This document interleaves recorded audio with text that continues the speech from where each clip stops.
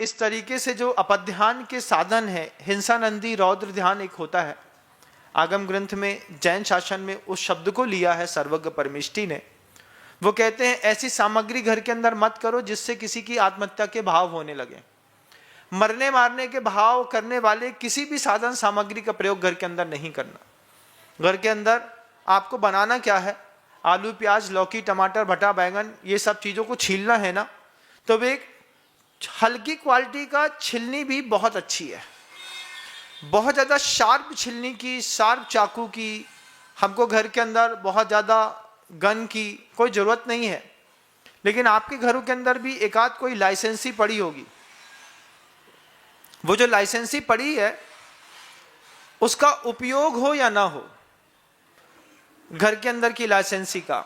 लेकिन अगर आपके घर के अंदर एक बंदूक पड़ी है तो निरंतर आपको हिंसा का आश्रय हो रहा है। आप निरंतर हिंसा का कर्म बंद तो कर ही रहे हैं। गोली चले या ना चले, दिमाग में तो बैठी है ना कि एक बंदूक घर के अंदर रखी है, उसके जो साधन सामग्री इकट्ठी करके रखी है। घर की सुरक्षा के लिए एक गनमैन रख लीजिए।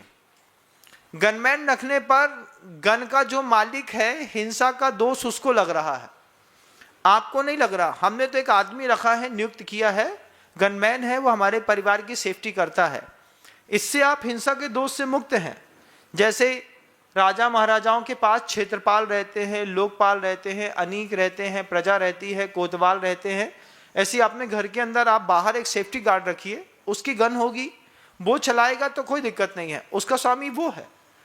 लेकिन आप खुद अगर हाथ में रखते हैं तो घर के अंदर इस तरीके की खतरे की घंटियां बजती हैं। दूसरी, पहली बात तो ये है कि हमारे यहाँ हिंसा उत्पन्न के भाव उत्पन्न करने वाला कोई साधन दिख गया। फिर दूसरी बात ये प्रश्न उठती है कि ऐसा क्या भाव हुआ होगा कि एक लड़के ने अपनी मां का मर्डर करके सेप्टिक टैंक पर गाड़ दिया। घर के अंदर सबसे ज्यादा महत्व आप किस चीज को देते हैं? आप सभी लोगों से, जो लोग मुझे ऑनलाइन सुन रहे हैं ध्यान से, उनसे भी, ऑफलाइन में जो सुनने वाले श्रोता हैं उनसे भी पूछूंगा, अभी आपके दिमाग में सबसे ज्यादा कीमती क्या है? आपके घर के अंदर सबसे ज्यादा कीमती अपने घर के अंदर कोई चीज देखिएगा। पैसा कीमती लग रहा है, परिवार कीमती लग रहा है, घर कीमती लग रहा है, शरीर कीमती लग रहा है, व्यवहार कीमती लग रहा है। कुछ ना कुछ बेशकीमती चीज होगी जो आपके घर के अंदर आपके दिमाग में कीमती है। महाराज पैसा कीमती लग रहा है, आप घर वालों से पैसा सेव करने की सोच रहे हैं तो दूसरा उससे छुड़ाने की भी सोच रहा है।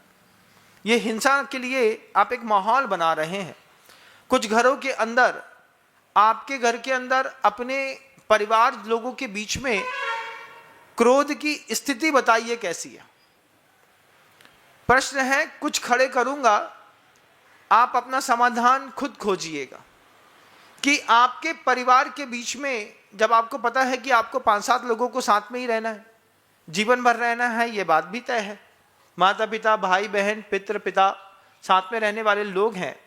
लेकिन आचार्यों ने जो शब्द रखे हैं जिससे जीवन का निर्माण होता है, वो भावनाएं जिनके कारण मन के अंदर उद्वेलन पैदा होता है। आप बताइए कि आपके घर के अंदर पारिवारिक क्रोध की स्थिति क्या है? पहला शब्द लिया है, विशेषण लगा रहा हूं उसमें, पारिवारिक क्रोध। फिर इसमें व्यक्तिगत क्रोध कितना है? आप घर के अंदर रह करके खुद अपने आप से अगर असंतुष्ट हैं तो आप अपने आप स्वयं के ऊपर भी क्रोध करते हैं। अगर आप स्वयं असंतुष्ट हैं तो आपका अहंकार के कारण आप असंतुष्ट हो गए। उस असंतुष्ट क्रोध के कारण आपके परिवार के अंदर हिंसा करने का कहीं ना कहीं भाव होता होगा।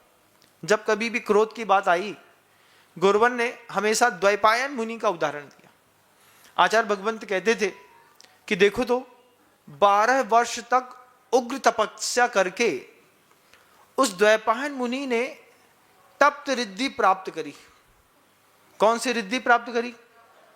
तप्त रिद्धि प्राप्त करी, तेजस रिद्धि प्राप्त करी द्वैपायन मुनि महाराज ने। साधना के क्या चरम पर पहुंचे होंगे। पंचम काल में तो रिद्धियां होती नहीं, सिद्धि होती है। रिद्धि उस काल में द्वैपायन मुनि ने निर्दोष साधना करके 12 साल तक निर्दोष साधना करके उग्र तपस्या करी होगी। एक आसान उपवास, कवल चंद्रायण व्रत, 1234 उसके ऊपर और अष्टांगा के 16 करण के क्या क्या व्रत नहीं करे होंगे कि उनको तप्त रिद्धि तेजस रिद्धि मिली। और रिद्धि मिल करने के बाद क्षण भर के क्रोध ने उनको भवनवासी का अग्नि कुमार देव बना दिया। क्रोध केवल ज्ञान प्राप्त करने वाले साधु को ले जा करके अग्नि कुमार देव में खड़ा करके 12 योजन की भूमि को खाक कर गया। शक्ति तो है, लेकिन क्रोध क्षण भर का किस तरीके से पूरे परिवार को नहीं, समाज को, देश को बर्बाद कर गया। एक छोटा सा क्रोध, आपके मन के अंदर क्रोध है, ऐसा तो नहीं है कि आप क्रोध नहीं है। मेरे अंदर जब साधु बनने के बाद क्रोध रहता है, मैं क्रोध करता हूं, मान करता हूं, माया है, लोभ है, इन चारों कसाय को मैंने जीत नहीं लिया है, इसको दबा के रखा है। इतना दबा के रखा है कि वो उदय में नहीं आती भी है तो चेहरे पर परिलक्षित नहीं करता। इसी का नाम साधक है, इसी का नाम साधना है। हम खत्म नहीं कर पा रहे हैं, ताकत नहीं है हमारी खत्म करने की, हम अपना क्रोध खत्म कर लें, लेकिन उसको इतना दबा के रखा है, उदय में आने नहीं देते। न क्रोध, न मान, न माया, न लोभ। लेकिन अंदर सत्ता में वो द्रव्य विराजमान है, आपकी सत्ता में भी द्रव्य विराजमान है।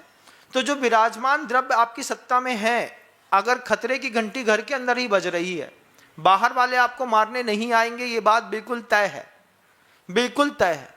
घर के अंदर ही जब कभी भी आपको डिमोलिश किया जाएगा, मिटाया जाएगा, आपकी हत्या होगी, आपको भगाया जाएगा, आपकी निंदा होगी, आपको मतलब शब्दों से कुछ गलत कहा जाएगा, उसमें जो ऑब्जेक्ट होगा वो परिवार का सदस्य ही होगा, बाहर का नहीं होगा। जजनीन दोस्तों, अगर आपको मेरी वीडियो अच्छी लगती है तो प्लीज़ मेरे चैनल को लाइक, शेयर, सब्सक्राइब करिए और इसी तरह से अपना प्यार देते रहिए। धन्यवाद।